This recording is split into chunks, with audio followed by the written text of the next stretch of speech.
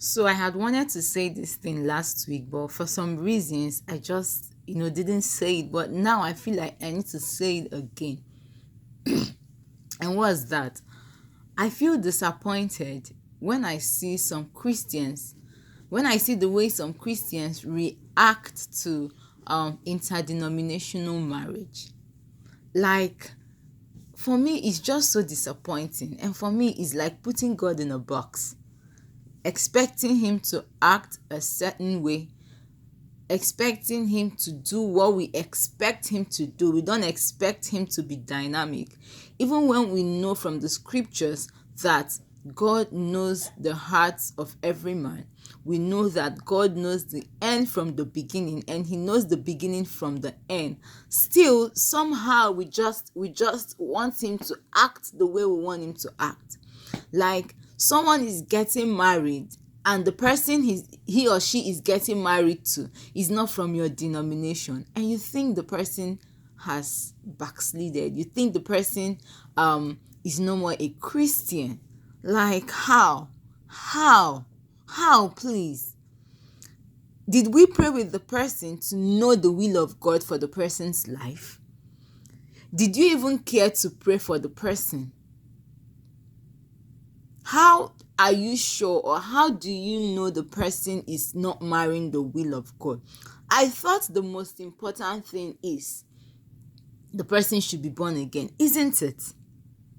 I mean, my marriage was an interdenominational marriage, and all the things that I of course I didn't even care, because, like, please, I mean, the most important thing is the person should be born again. The person should be genuinely born again. You should make sure as a Christian that this person is going to heaven as you are also going to heaven. I'm not saying we should blindfoldly choose a partner, or we should not pay. Of course, I'm a great advocate of pay attention to red signs. But please, let it not be that, oh, we think someone is not in the will of God because the person married outside her church, or the person married outside his church. It really makes me think, how are we going to even stay in this heaven together if we feel we are better than some people, or feel we are more important than some people, or we feel that our own Christianity is more superior to some people's? How are we going to dwell in heaven together? If you see this kind of thing, I think the best thing is to pray for that your sister.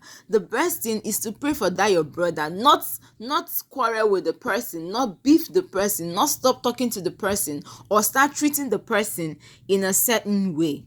It's not right. It's not right. God is dynamic.